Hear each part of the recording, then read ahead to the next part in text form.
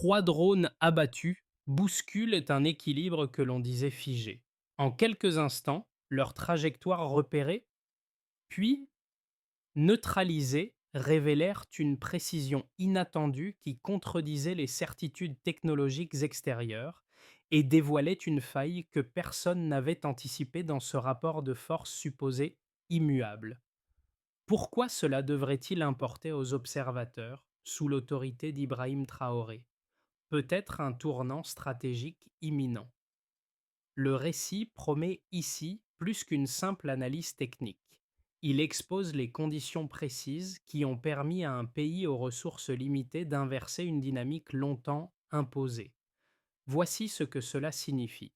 Montrer comment une opération nocturne a révélé, en 10 mots, un enjeu décisif. Affirmation de souveraineté dans un environnement géopolitique profondément asymétrique. Cette promesse n'est pas théorique car chaque élément du dossier, des radars recalibrés aux trajectoires d'ondes suivies, indique que ce basculement n'est pas un accident mais un signal stratégique. Un micro-hook s'impose. Si trois drones ont suffi à fissurer un rapport de force occidentale, que se passerait-il si cette maîtrise locale devenait systématique? La suite détaillera pourquoi ce moment, inscrit sous l'autorité d'Ibrahim Traoré, dépasse la valeur militaire pour toucher au fondement même du contrôle du ciel sahélien. Un mini-révélation s'impose d'emblée. En moins de 48 heures, trois trajectoires furent identifiées, trois drones confirmés comme appartenant à un réseau occidental et surtout un chiffre inattendu fit basculer l'analyse. 88% de précision de détection, un niveau jamais atteint auparavant par les radars burkinabés. Ce pourcentage, placé en tête, explique pourquoi la réaction coordonnée sous l'autorité d'Ibrahim Traoré a pris de court tous les observateurs extérieurs. Une montée en compétence trop rapide pour être ignorée. C'est dans cette lumière que s'organise le contexte. Depuis plusieurs semaines, des signaux faibles se multipliaient. Lumière dérivante, échos irréguliers, ombres glissant entre les nuages. Des bergers comme des opérateurs de terrain en faisaient état, sans imaginer qu'ils participaient à la reconstitution d'un motif cohérent. Peu à peu, ces fragments d'informations convergèrent, révélant des survols répétés au-dessus de zones stratégiques récemment nationalisées. Les ingénieurs, souvent cantonnés à du matériel décrit comme obsolète, découvrirent que les appareils évoluaient en formation stable et suivaient des routes calibrées. Cela excluait l'hypothèse de vols erratiques. C'était une observation méthodique, orientée vers des secteurs où la souveraineté du Burkina Faso s'était récemment affirmée. Ce glissement transforma une inquiétude diffuse en alerte majeure. L'armée enclencha alors une enquête interne. Les filtres ajoutés au radar, bricolés avec des moyens modestes, commencèrent à distinguer nettement les drones des parasites atmosphériques. Ce progrès technique, minime en apparence, fut le point d'inflexion qui permit de relier les trajectoires, de comprendre les altitudes, d'identifier les profils thermiques. Les données s'alignèrent. Les appareils étrangers cartographiaient un territoire dont ils souhaitaient anticiper les évolutions politiques. Ainsi se cristallise le pourquoi maintenant. L'intrusion ne relevait pas d'une erreur de navigation, mais d'un message tacite envoyé à un pays jugé trop affirmatif dans sa quête d'autonomie. La réaction à venir ne pouvait plus être une simple défense ponctuelle. Elle devenait la réponse à une dynamique géopolitique où chaque geste comptait. Deux figures locales émergent comme guides silencieux de cette séquence décisive. Le premier est un opérateur posté dans une station vieillissante, habitué aux perturbations atmosphériques de la saison sèche. Plusieurs soirs de suite, il remarque des points lumineux récurrents, suivant exactement le même couloir aérien. Ce qu'il considère d'abord comme une anomalie mineure devient, une fois consigné, la première pierre d'un schéma beaucoup plus vaste. Son insistance, transforme une simple intuition en données exploitables, révélant la répétition d'un comportement aérien incompatible avec un survol innocent. À quelques kilomètres de là, un jeune technicien repère un écho inhabituel, une variation subtile que d'autres auraient attribuée au bruit ambiant. En recoupant cet élément avec d'autres relevés, il identifie un appareil évoluant à plus de 4000 mètres, altitude typique d'un dispositif militaire opérant avec une intention claire. Ces deux cas, l'un lié à l'œil exercé d'un opérateur aguerri, l'autre à la vigilance d'un technicien moins expérimenté mais tout aussi attentif, illustre comment des acteurs isolés ont permis de transformer des signaux faibles en certitudes opérationnelles. Voici ce que cela signifie. Les données rassemblées, d'abord perçues comme disparates, s'imbriquent et dessinent une cartographie implicite des intérêts étrangers. Cette mise en cohérence produit un effet de seuil. Ce qui ressemblait à des anomalies dispersées devient un ensemble structuré, orienté vers des zones sensibles récemment placées sous contrôle nationalisé. Voici ce que cela signifie. Sans ces alertes locales, aucune riposte coordonnée n'aurait été possible.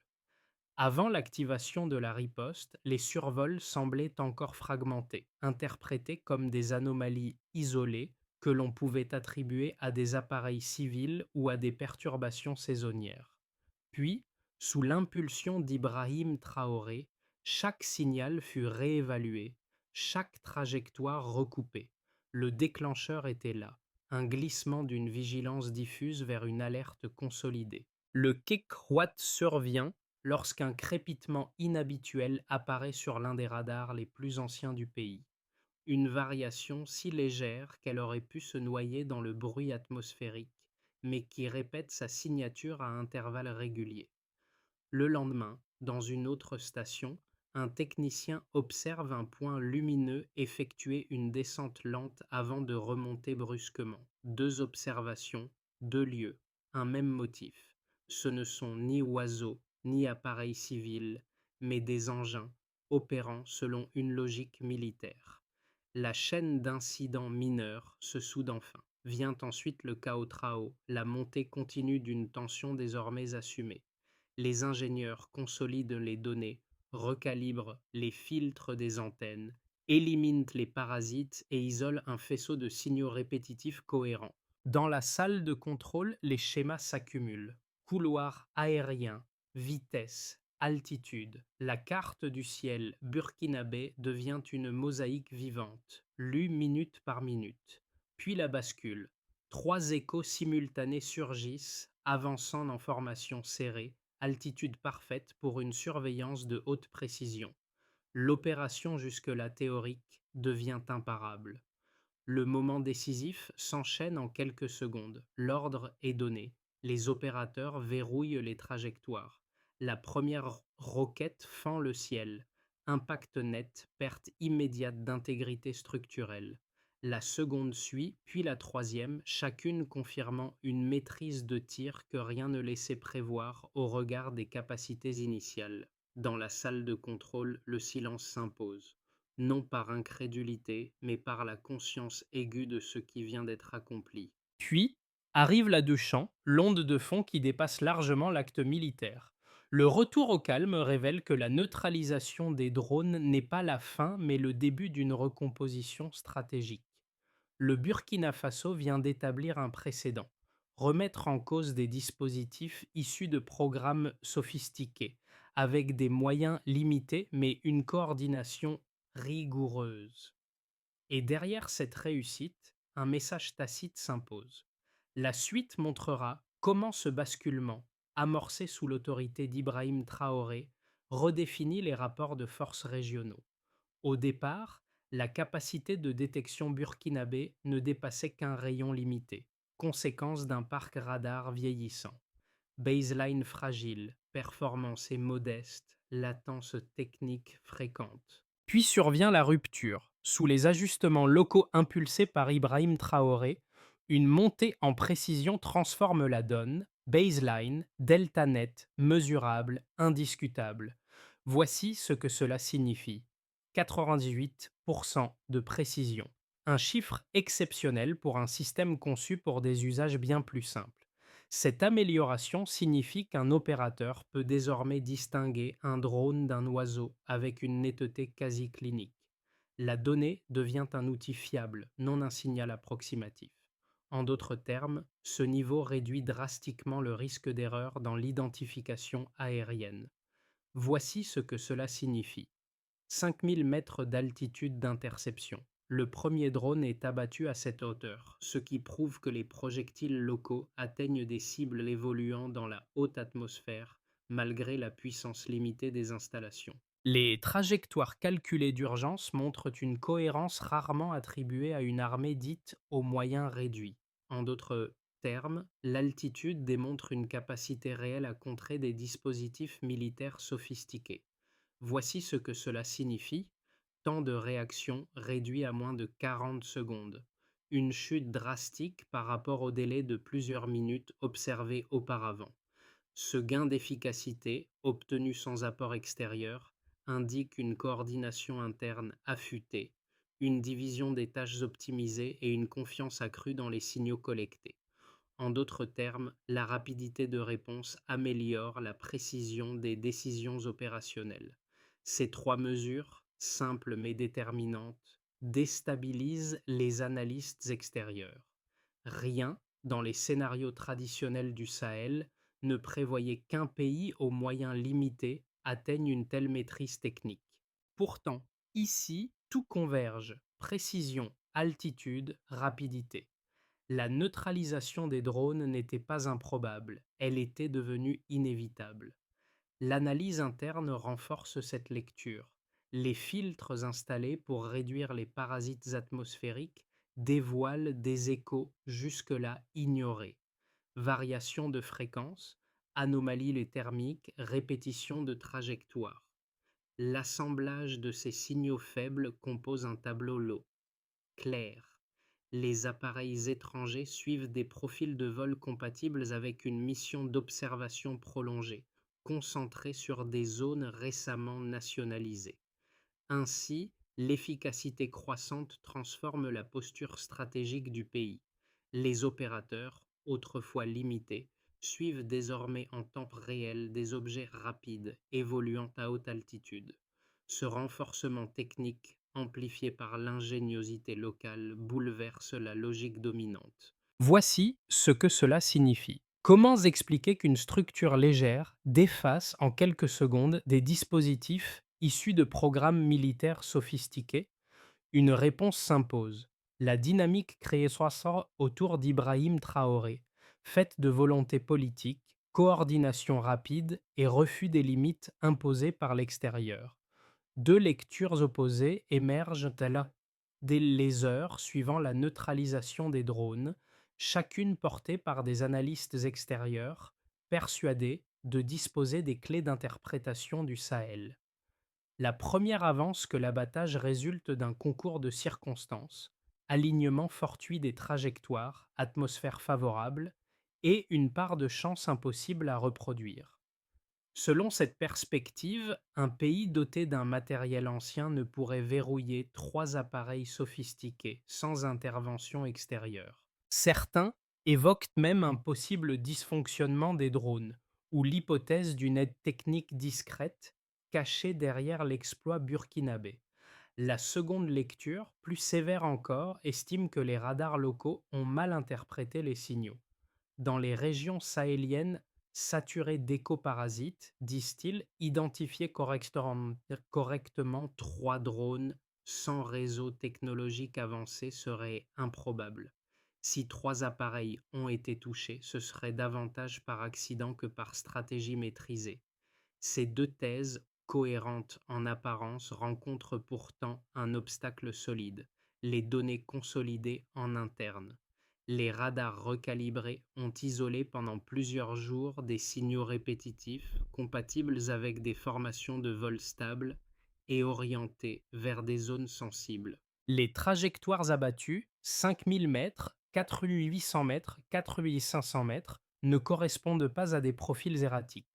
Elles indiquent des dispositifs opérant selon une logique militaire structurée, non des dérives aléatoires. Voici ce que cela signifie: un délai incompatible avec une improvisation hasardeuse. Ces éléments invalident les hypothèses d'accident ou de hasard et témoignent d'une montée en compétences réelles adossée à des ajustements techniques locaux.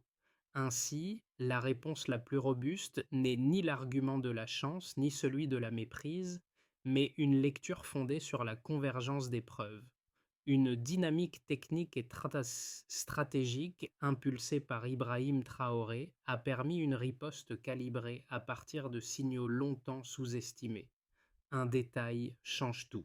Ce point minuscule, extrait des analyses internes, renverse la compréhension générale.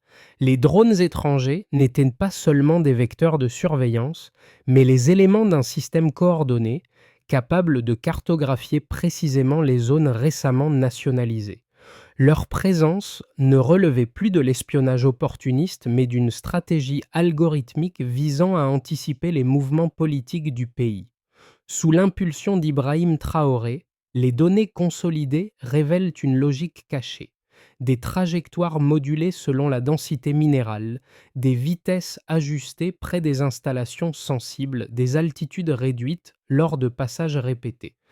Chaque vol devient un indice d'une architecture plus vaste, une tentative subtile mais méthodique de maintenir une emprise indirecte sur un territoire en pleine affirmation souveraine. Voici ce que cela signifie: les signaux faibles, les variations, les motifs récurrents.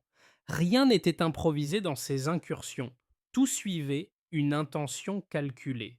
La rupture ne réside donc pas seulement dans le tir réussi, mais dans ce que ces survols signifiaient: une volonté extérieure de conserver un œil invisible sur un espace que le Burkina Faso cherchait à redéfinir. À partir de là, la dynamique change.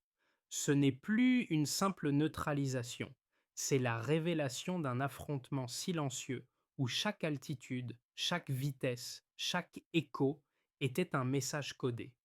Les répercussions de la neutralisation des drones débordent largement l'exploit militaire initial. Sous la conduite d'Ibrahim Traoré, quatre sphères essentielles: institutions nationales, acteurs économiques, population locale et observateurs régionaux ou internationaux absorbent le choc chacune à leur manière, révélant une transformation systémique. Pour les structures de l'État, l'événement agit comme un accélérateur brutal d'autonomie stratégique. Les services de défense, longtemps contraints par un matériel jugé obsolète, gagnent une légitimité nouvelle. Ils prouvent qu'une organisation locale, lorsqu'elle est mobilisée, peut rivaliser avec des technologies supposées supérieures.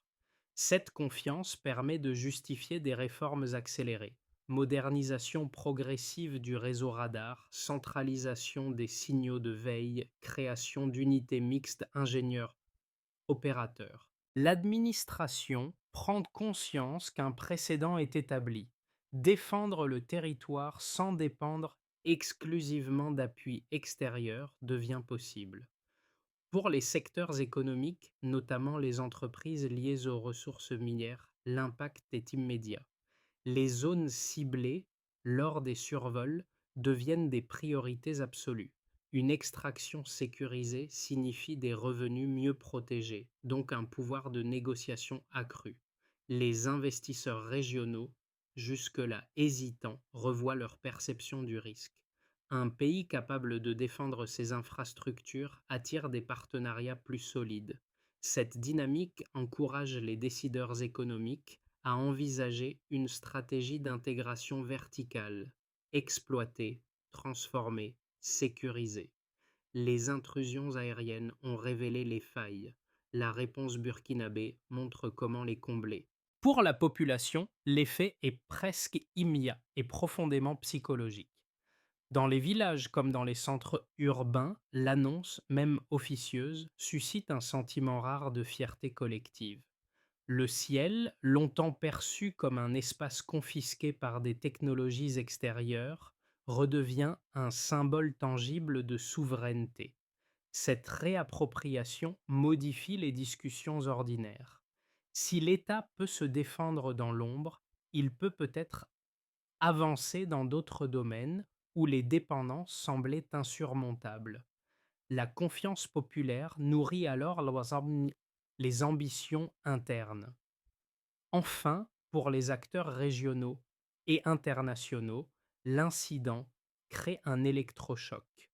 Dans le Sahel, plusieurs capitales observent qu'une nation aux moyens limités peut neutraliser un dispositif de surveillance avancé. Les marges de manœuvre régionales apparaissent plus larges qu'on ne le pensait. Certaines envisagent de nouvelles coopérations, d'autres renforcent discrètement leurs capacités. À l'international, les puissances occidentales doivent reconfigurer leurs paramètres. Ignorer l'événement reviendrait à reconnaître que les souverainetés locales regagnent du terrain.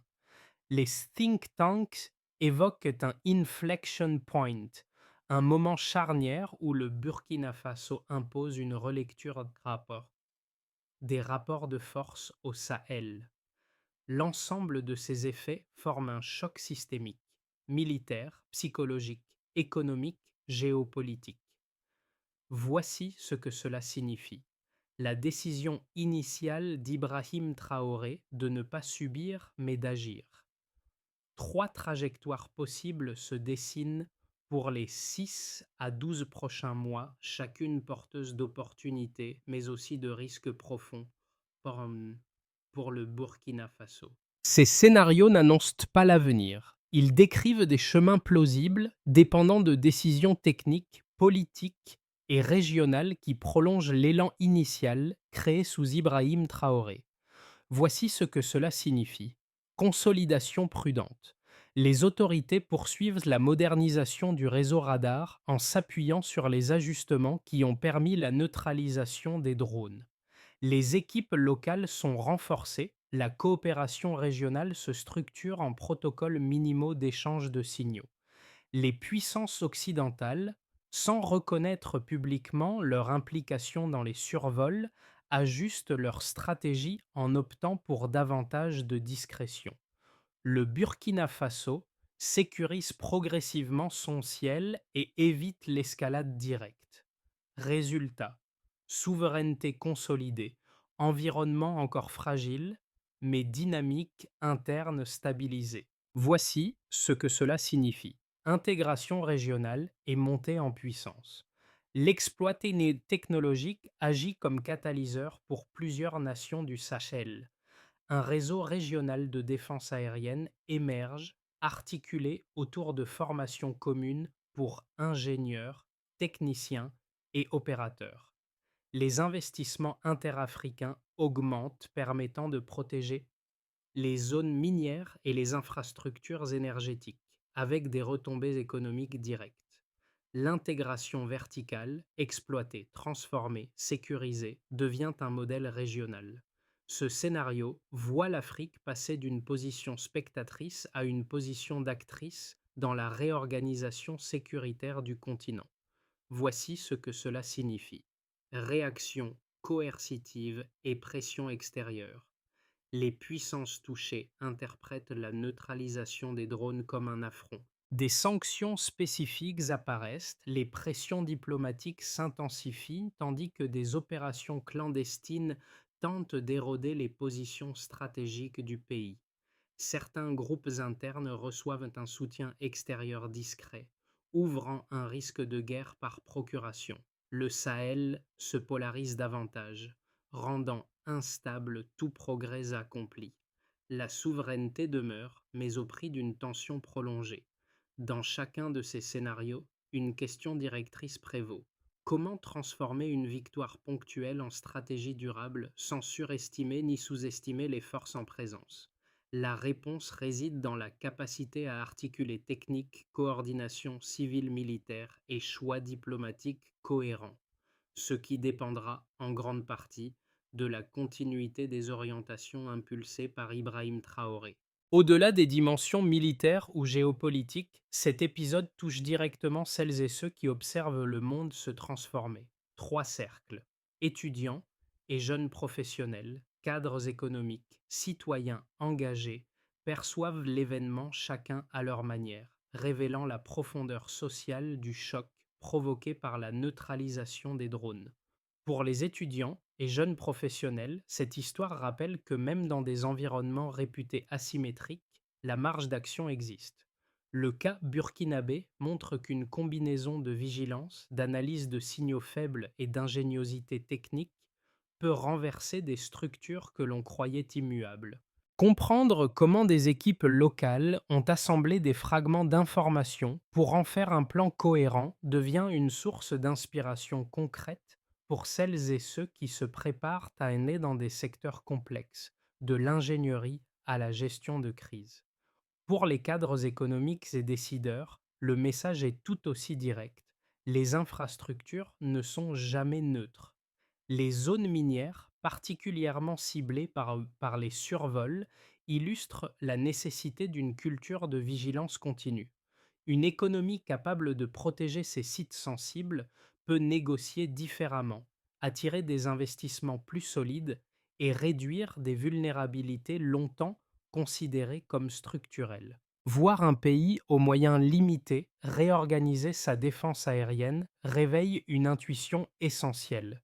Les chaînes de valeur ne reposent pas seulement sur la production, mais aussi sur la sécurité technique qui l'encadre.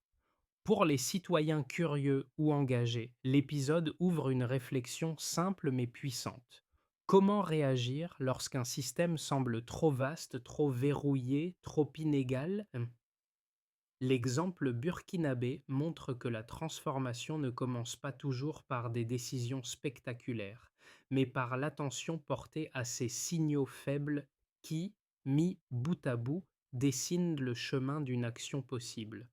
La réappropriation du ciel, longtemps perçue comme hors de portée, devient un symbole collectif, celui d'un territoire qui refuse le fatalisme et qui, sous l'autorité d'Ibrahim Traoré, revendique le droit de comprendre et de décider. Voici ce que cela signifie. La souveraineté n'est pas un concept abstrait, mais un ensemble de gestes techniques, politiques et civiques qui finissent par peser sur le réel. Et si un pays peut redessiner sa trajectoire à partir de signaux faibles, d'autres peuvent peut-être en faire autant. Pour transformer un exploit ponctuel en souveraineté durable, une feuille de route structurée s'impose, un cadre qui dépasse la réaction immédiate et organise, dans la durée, les capacités révélées sous l'impulsion d'Ibrahim Traoré.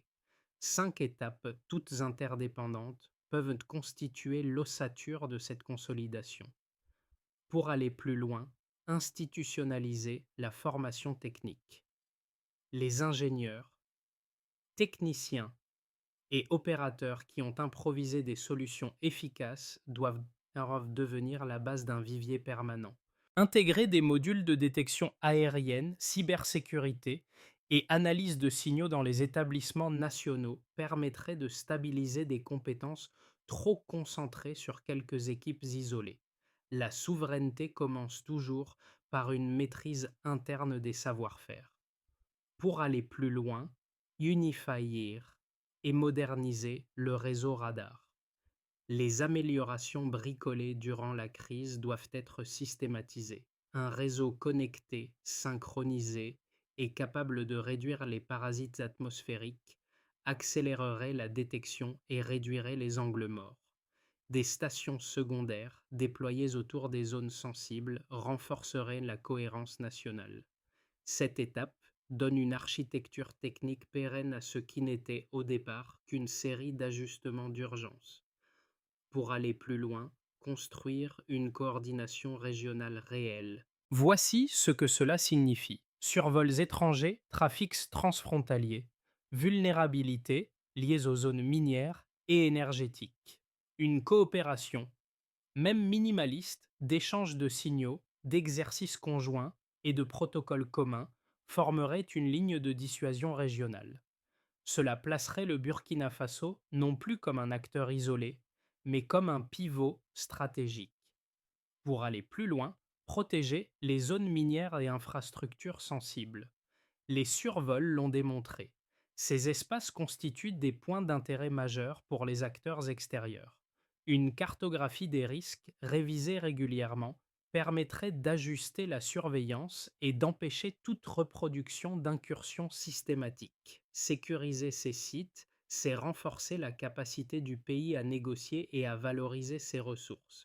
Pour aller plus loin, déployer une stratégie diplomatique offensive. La technique ne suffit pas. Pour éviter les pressions ou représailles, il est essentiel de participer activement aux dialogues internationaux sur la souveraineté technologique. Cette diplomatie renforce la légitimité de la posture nouvelle du pays et inscrit les acquis défensifs dans une dynamique plus large. Cette étape traduit sur la scène mondiale l'élan impulsé par Ibrahim Traoré. Voici ce que cela signifie: compétences humaines, infrastructures modernisées, alliances régionales, protection économique et ancrage diplomatique. L'exploit nocturne ne devient durable que s'il est prolongé par cette structure cohérente, pensée pour résister aux contraintes extérieures comme aux fragilités internes. Lorsque l'on revient aux tout premiers instants, ces signaux faibles détectés dans des stations vieillissantes, notés presque mécaniquement par des opérateurs isolés, on mesure mieux la portée de ce qui s'est réellement joué. Rien ne semblait annoncer un basculement stratégique, et pourtant, ces fragments d'observation, rassemblés avec patience puis interprétés collectivement, ont ouvert un espace d'action que beaucoup croyaient fermé. Sous l'impulsion d'Ibrahim Traoré, ces anomalies dispersées sont devenues une décision structurante, capable de résonner bien au-delà du territoire national. Le motif initial, ce faisceau de petites incohérences que l'on aurait pu ignorer, devient alors un symbole. Dans les postes reculés comme dans les centres urbains, une même idée circule désormais. La souveraineté n'est pas un simple acte politique, mais une construction patiente, parfois silencieuse, forgée par des gestes techniques modestes, mais déterminants. Le rappel est puissant. Le ciel du Burkina Faso, longtemps perçu comme confisqué, est redevenu un espace maîtrisable. Ce retour en arrière ramène aussi à l'émotion discrète de ces moments où le doute se transforme en certitude. Là où la technologie semblait indépassable, l'ingéniosité locale a déplacé les lignes. Là où l'équilibre des forces paraissait figé, une vigilance obstinée a suffi pour l'altérer. Et cette idée, intangible mais décisive, porte encore la marque d'Ibrahim Traoré, qui a refusé de détourner le regard lorsque les limites imposées semblaient définitives. La phrase qui en résume l'essence tient en moins de 12 mots. La dignité se défend avant même d'être proclamée. L'histoire de cette nuit, 3 drones, un ciel bouleversé, une souveraineté réaffirmée, n'est pas qu'un épisode militaire. Elle s'inscrit dans une dynamique plus vaste, celle d'un pays longtemps considéré comme périphérique qui démontre sa capacité à comprendre, anticiper et répondre à des pressions technologiques extérieures. Ce geste, né de signaux faibles puis amplifié par une coordination méthodique, rappelle que la maîtrise d'un territoire commence parfois dans l'ombre, bien avant qu'elle ne soit reconnue. Et cet élan, prolongé sous l'impulsion d'Ibrahim Traoré, ouvre des perspectives nouvelles, techniques, politiques, mais aussi symboliques. Car, au-delà des radars et des trajectoires, cette histoire interroge chacun.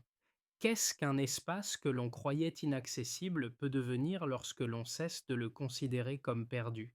Comment les marges de manœuvre, souvent sous-estimées, peuvent-elles être réactivées? Et que faisons-nous, individuellement comme collectivement, de ces moments où un rapport de force semblait figé mais vacille soudain? Si ce récit trouve un écho, c'est parce qu'il dépasse le Burkina Faso. Il invite à réfléchir à nos propres systèmes, à nos automatismes, à ce que nous acceptons comme immuable. Peut-être que d'autres, ailleurs peuvent redéfinir leur trajectoire à partir de signaux faibles. Peut-être que la souveraineté n'est jamais totalement verrouillée. La question finale est alors simple, ouverte et vous appartient. Quelle part de ce que nous croyons intouchable est encore possible à reconquérir?